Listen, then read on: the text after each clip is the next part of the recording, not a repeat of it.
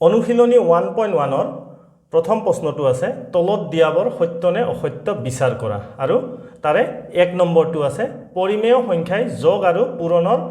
বিনিময় বিধি মানি চলে প্ৰশ্নকিটা কৰাৰ আগতে তোমালোকে বিধিখিনি ভালদৰে চাই লোৱা বিধিখিনি চালে এই প্ৰশ্নখিনি কৰাত আমাৰ একেবাৰে সহজ হৈ পৰিব বিধি সম্বন্ধে মোৰ এটা ভিডিও আছে ভিডিওটো তোমালোকে চাই ল'ব পাৰা এটা বিধিখিনি যেতিয়া লক্ষ্য কৰিবা তোমালোকে তিনিটা মুখ্য কথা তাতে পাবা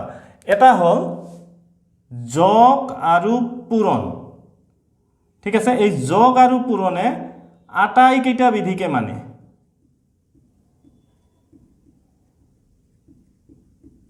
ঠিক আছে বিধি আটাইকেইটাকে মানে বিয়োগে কেৱল আবদ্ধতা বিধিটোকে মানে ঠিক আছে আৰু হৰণে কোনো বিধিকে নামানে হৰণ কাকো নামানে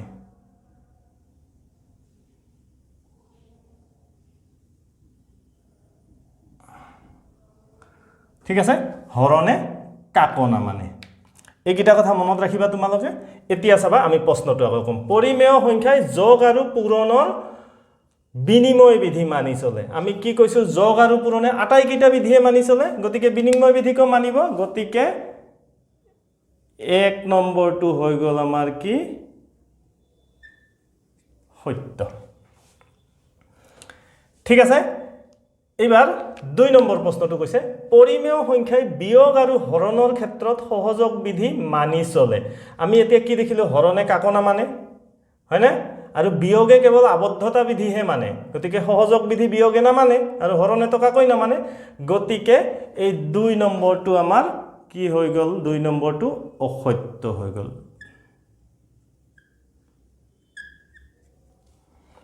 2 নম্বৰটো আমাৰ অসত্য হৈ গল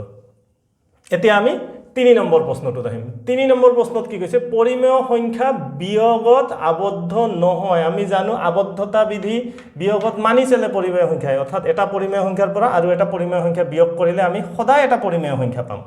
গতিকে আবদ্ধতা বিধি মানে কিন্তু ইয়াত কৈছে আবদ্ধ নহয় বুলি কৈছে গতিকে এটো অসত্য 3 নম্বৰটো অসত্য ঠিক আছে এতিয়া আমাৰ 4 নম্বৰটো কি কৈছে শূন্যৰ প্ৰতিক্ৰম নাই প্ৰতিক্ৰম মানে আমাৰ কি আছিল গুণাত্মক বিপৰীত তো গুণাত্মক বিপৰীত আমি কেনেকৈ পাওঁ এটা পৰিমেয় সংখ্যা এৰ বা এটা যিকোনো সংখ্যা এৰ আমি পৰিমেয় সংখ্যালৈকে কথা পাতিছো যেতিয়া পৰিমেয় সংখ্যাই কওঁ এটা পৰিমেয় সংখ্যা এৰ গুণাত্মক বিপৰীত কি হ'ব 1/a এতিয়া ভাবা শূন্য আমাৰ সংখ্যাটো হল শূন্য গতিকে শূন্যৰ ক্ষেত্ৰত হ'ব কিমান 1/0 ঠিক আছে তো আমাৰ ইয়াতে এই p/q আৰহিত আহিছে আৰু আমাৰ শৰ্তটো কি আছিল q not equal to 0 ঠিক আছে গতিকে এই শূন্যৰে আমি কাকো ভাগ কৰিব নোৱাৰো ই অৰ্থহীন কথা এটা এটো এটা অৰ্থহীন কথা গতিকে শূন্যৰ প্ৰতিক্ৰম নাই ঠিক আছে এনেও তোমালোকে প্ৰতিক্ৰমৰ ক্ষেত্ৰত যদি ভাবিব যোৱা কি হয় গুণাত্মক বিপৰীত তাকে কয় যে এটা সংখ্যাৰ লগত আৰু এটা সংখ্যা পূৰণ কৰিলে 1 হ'ব লাগে ঠিক আছে গতিকে শূন্যৰ লগত কোনো সংখ্যা পূৰণ কৰিলে 1 হোৱাৰ সম্ভাৱনা নাই আমাৰ গতিকে আমি এটুক কি কম যে শূন্যৰ প্ৰতিক্ৰম নাই উক্তিটো আমাৰ সত্য শূন্যৰ আমি কোনো প্ৰতিক্ৰম নাপাওঁ এবাৰ পৰৱৰ্তীটো কি কৈছে আমাক শূন্যটো পৰিমেয় সংখ্যা আমি শূন্যটো পৰিমেয় সংখ্যা আগতেও কৰিছিলো তথাপিও এবাৰ আমি আলোচনা কৰো যে শূন্য আছে তা আমি প্ৰতিটো সংখ্যাৰ তলতে এটা 1 থাকে বুলি জানো গতিকে শূন্যৰ তলতো আছে এতিয়া ই p/q আৰহিত আহিল হয়নে পৰিমেয় সংখ্যা হ'বলৈ আমাৰ প্ৰথম শৰ্তটো আছিল p/q আৰহিত হ'ব লাগিব এতিয়া q2 আৰু p2 এটো q এটো p দুইটাই অখণ্ড সংখ্যা হ'ব লাগিব তো শূন্যটো অখণ্ড সংখ্যা হয় 1টো অখণ্ড সংখ্যা হয় দ্বিতীয় শর্তটো মানিল আৰু শেষত হ'ব লাগিব আমাৰ কি q not equal to 0 অৰ্থাৎ হৰটো আমাৰ শূন্য হ'ব না লাগিব কিন্তু ইয়াত তো আমাৰ 1 আছে শূন্য নহয় গতিকে শূন্যটো কি পৰিমেয় সংখ্যা হয় গতিকে ইয়াত কি কৈছে 5 নম্বৰটো শূন্যটো পৰিমেয় সংখ্যা আমি এটো সত্য পালো এবাৰ আমি 6 নম্বৰ প্ৰশ্নটোত আহিম 6 নম্বৰ প্ৰশ্নটোত কি কৈছে 3/2 into 5/6 into 4/7 equals 4/7 into 5/6 into 3/2 ঠিক আছে তোমালোকে এইবাৰ বাওফাল হোফাল কটাকটি কৰি দুফালে সমান ৰিজাল্ট উলিয়াই কৰিব পাৰা কিন্তু আমি সহজ পদ্ধতি এটা কৰি আছো ইয়াতে 3/2 আছে না এই 3/2 আটাইখিনিকে আমি a বুলি ধৰিলো ঠিক আছে গতিকে ইফালে যেটো 3/2 আছে ইয়াকো আমি a নাম দিলো 5/6 টুক আমি b নাম দিলো ইফালৰ 5/6 টুক আমি b নাম দিলো 4/7 টুক আমি c দিলো ইফালৰ টুক আমি c দিলো এতিয়া চিহ্নবোৰ যেনেকৈ আছে বহুৱাই যোৱা পূৰণ আছে ইয়াত পূৰণ আছে ইয়াত সমান আছে ইয়াত পূৰণ আছে ইয়াত পূৰণ আছে এতিয়া আমি কেনেকুৱা দেখা পালো যে এটো a into b into c equal to c into b into a অর্থাৎ a টু ইয়াত প্ৰথমত আছিল হেখত গুছি গল c টু হেখত আছিল আগফালে গুছি আহিল অর্থাৎ a আৰু c এ নিজৰ ক্ৰম বিনিময় কৰিছে হয়নে তো ক্ৰম বিনিময় বিধি ইয়াতে খাটিব আমাৰ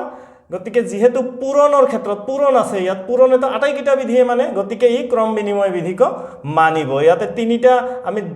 বিধি কৰতে আমি দুটা পৰিমেয় সংখ্যা দি কৰিছিলো তিনিটাৰ ক্ষেত্ৰতো হসা চাৰিটাৰ ক্ষেত্ৰতো হসা পাঁচটাৰ ক্ষেত্ৰতো হসা মানে পূৰণৰ ক্ষেত্ৰত যিমানটা তুমি সংখ্যা লোৱা সেই সংখ্যা কিটা ক্ৰম বিনিময় কৰিলে উত্তৰটো একে পাবা গতিকে আমাৰ এইটো এটা সত্য উক্তি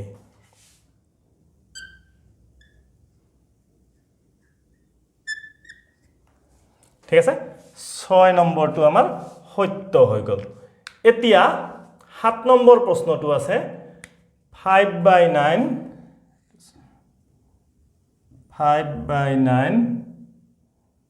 into 1/3 plus 7/3 equal to 5/9 into 1/3 plus 7/3 7/3 তো একেদৰে তোমালোকে লসাগু উলিয়াই কৰিব পাৰা বাওফাল হোফাল তো এটুত কি কৰিবা সহজ পদ্ধতি কি টিপটো হল আমাৰ 5/9 ক a ধৰা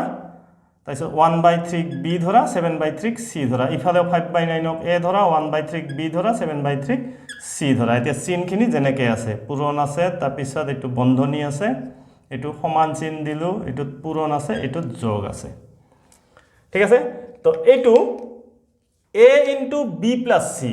c to বন্ধনীৰ ভিতৰত আছে equal to a into b plus c তোমালোকে বিধি কিটা যদি ভালদৰে চোৱা এই a into b plus c to বিতৰণ বিধিৰ বাওফালখিনি হয় নে নহয় a into b plus c এটো আছিল বিতৰণ বিধি মতে a into b plus a into c তো আমি ইয়াত এটা a কম পালো c ৰ লগত a এটা পূৰণ হৈ থাকিব লাগিছিল গতিকে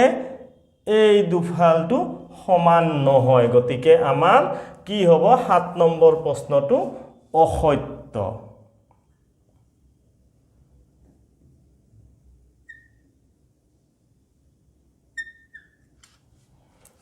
ঠিক আছে এতিয়া আমি 8 নম্বৰ প্ৰশ্নটো কৰো 8 নম্বৰ প্ৰশ্নটো আমাক কি কৈছে 7/12 minus 3/7 plus 11/12 equal to 7/12 minus 3/7 plus 11/12 ঠিক আছে তো একেদৰে আমি 7/12 টুক a ধৰিলো 3/7 টুক b ধৰিলো 11/12 টুক c ধৰিলো ইফালেও 7/12 ক a ধৰিলো 3/7 ক b ধৰিলো 11/12 ক c ধৰিলো তো a minus b plus c হৈ গল ইফালে হৈ গল a minus b plus c ঠিক আছে এতিয়া আমি এইখিনি কেৱল বন্ধনী উঠাই চাব লাগে ঠিক আছে এইখিনিক যদি আমি বন্ধনী উঠাই চাও দেখিম যে a minus array plus b পূৰণ কৰিলে হৈ গল minus b minus এৰে প্লাস c পূৰণ কৰিলে হৈ গল minus c এতিয়া চাবা a minus b plus c equal to a minus b minus c হৈ গল এটো ঠিক আছে গতিকে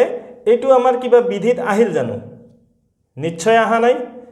হয় না বিধিত নাহিল লগতে আমি দেখিলো যে ইয়াত চিনৰ পৰিৱৰ্তন হৈছে গতিকে এই দুটা অংশ সমান নহয় অৰ্থাৎ আমি 8 নম্বৰটো পালো কি অসত্য।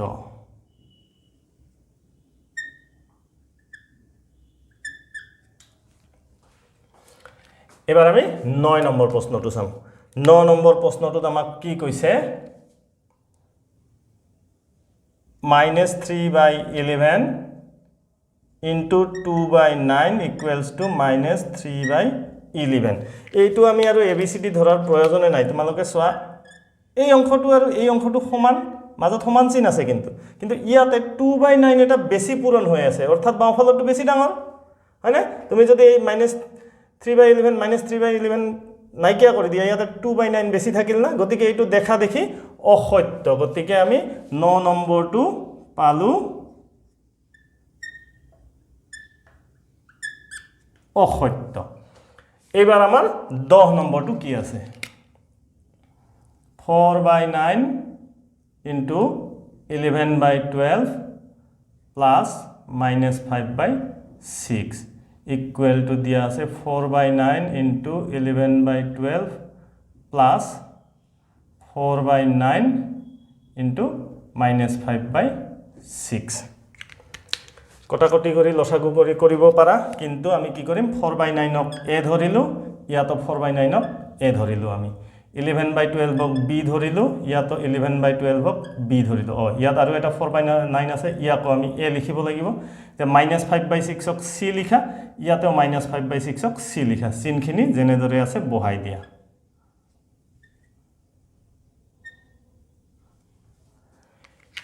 a into b plus c equal to a into b plus a into c এই যে আমি বিতৰণ বিধি পাইছিলো হয়নে এটো বিতৰণ বিধিৰ যোগৰ ক্ষেত্ৰত সূত্ৰ গতিকে এইখিনি হেই কিবাতে আছে হেই ক্ৰমত আছে গতিকে এইখিনি আমি সত্য বুলি কম বাওঁফাল আৰু সমহাল কৰি চালেও তোমালোকে পাবা গতিকে 10 নম্বৰটো হৈ গল সত্য গতিকে তোমালোকে দেখিলা যে বিধিখিনি যদি আমি ভালদৰে কৰো এই পৰিমেয় সংখ্যাৰ পাঠটোৰ প্ৰশ্নখিনি আমি ধুনিয়াকে কৰিব পাৰিম পৰৱৰ্তী যিবিলাক প্ৰশ্ন আছে তোমালোকে সেইবোৰৰ বাবে আটাইখিনি বিধি ভালদৰে চাবা আমি পৰৱৰ্তী ভিডিঅ সেই 2 নম্বৰৰ পৰা বাকি প্ৰশ্নখিনি কৰি যাম